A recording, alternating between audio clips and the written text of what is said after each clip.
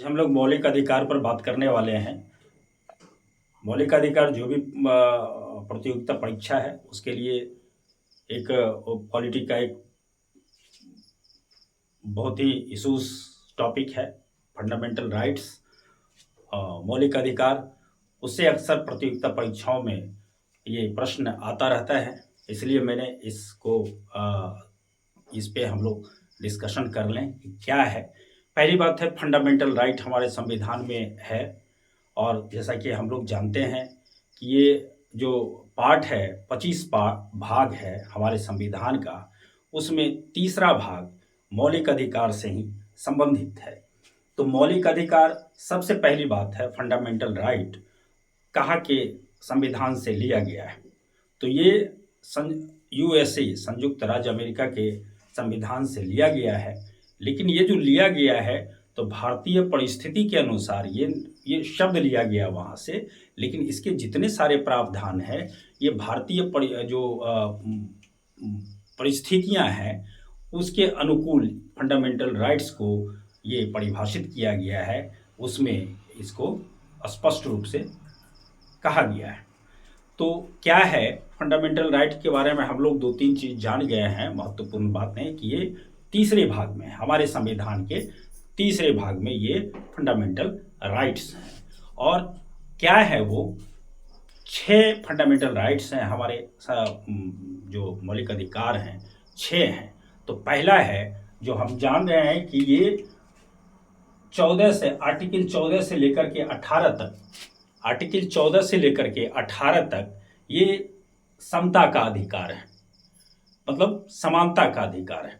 ये दिया गया है हमारे संविधान मौलिक अधिकार में समता का अधिकार है। ये अनुच्छेद 14 से लेकर के 18 तक है।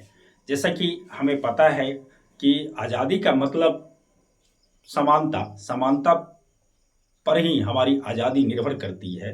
तो इसलिए इसको स्पष्ट रूप से कहा गया है कि ये आर्टिकल 14 से लेकर के 18 तक में कहा गया है कि जो कहाँ कहाँ हमें समानता का अधिकार मिलना चाहिए। दूसरा है हमारा स्वतंत्रता का अधिकार। ये है आपको स्वतंत्रता का अधिकार 19 से लेकर के आपको 22 तक है, 19 से लेकर के 22 तक है। जिसमें कि आपको 19 क में आपको ये है, जैसे अभिव्यक्ति, वाक्य एवं अभिव्यक्ति की स्वतंत्रता जो दिया गया, उसी में प्रेस की आज़ादी भी इसमें स्पष्ट रूप से लिखा गया है। अगला है ये है आपको एक्सप्लॉइटेशन, मतलब शोषण के विरुद्ध जो हमारा मौलिक अधिकार है। ये 23 और 24 दो आर्टिकल है, 23 और 24 ये दो आर्टिकल है जो कि शोषण के विरुद्ध हमारा अधिकार जो है वो मौलिक अधिकार बताया गया है। अगला है धार्मिक स्वतंत्रता का अधिकार। ये धार्मिक स्वतंत्रता का अधिकार 25 से लेकर के 28 तक है, मतलब 4 अनुच्छेद है जो कि धार्मिक स्वतंत्रता का ये मौलिक अधिकार हमको दिया गया है। इसमें 23, 24, 25, 26, 27, 28 ये 4 अधिकार हमें किसका, धार्मिक स्वतंत्रता का अधिकार दिया गया है।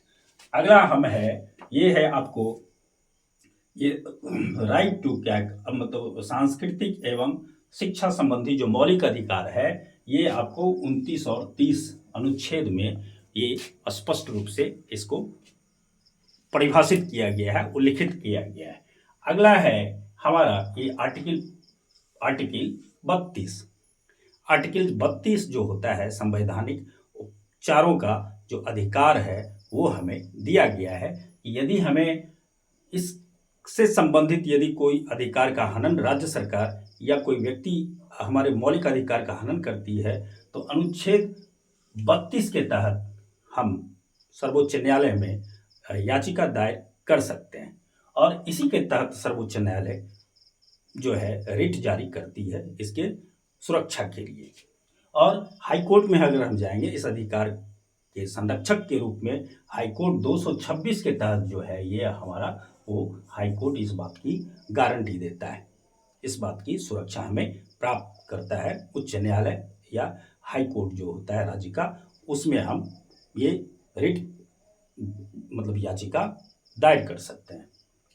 और इसमें महत्वपूर्ण चीज़ें हैं कि ये जो राष्ट्रीय आपातकाल जब लागू होता है तो सारे मौलिक अधिकार को स्थगित कर दिया जाता है, सस्पेंड कर दिया जाता है जब राष्ट्रीय आपातकाल लागू होता है। लेकिन दो आर्टिकल ऐसा है जो कि 20 और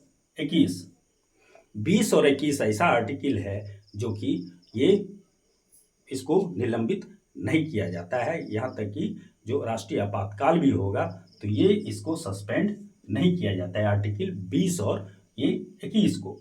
और एक चीज़ और महत्वपूर्ण बात है इससे कि अब है कि इसमें ये सब जो इसको इसमें सुधार किया जा सकता है कि नहीं। संसद को ये पावर दिया गया है कि राज्य के हित में, राज्य की एकता और अखंडता के हित में ये इसको इसमें सुधार कर सकती है।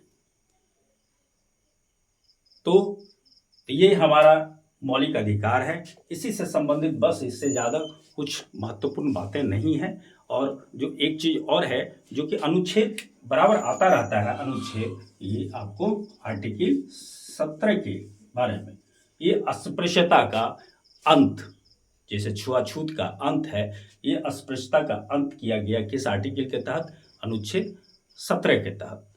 ये बराबर आने वाला प्रश्न होता है। और दूसरी इससे महत्वपूर्ण बातें हैं कि अनुच्छेद ये जो है ये 17, अनुच्छेद 17, और ये एक चीज़ और है कि अनुच्छेद 32 को डॉक्टर भीमराव अंबेडकर ने इसे संविधान की आत्मा कहा था। किसको? अनुच्छेद आर्टिकल कितना है ये? आर्टिकल 32 को क्या कहा गया था? ये संविधान की आत्मा कहा गया था। तो आज के वीडियो में बस इतना ही। पुनः मैं नेक्स्ट वीडियो में इसी प्रकार की महत्वपूर्ण जानकारी को लेकर के आऊँगा। और ये मेरा चैनल है कि इसको आप सब्सक्राइब कर लें, और ताकि नए नए जो वीडियो जाता रहेगा आपको नोटिफिकेशन आपको मिलता रहेगा। तब तक के लिए जय हिंद, जय भारत।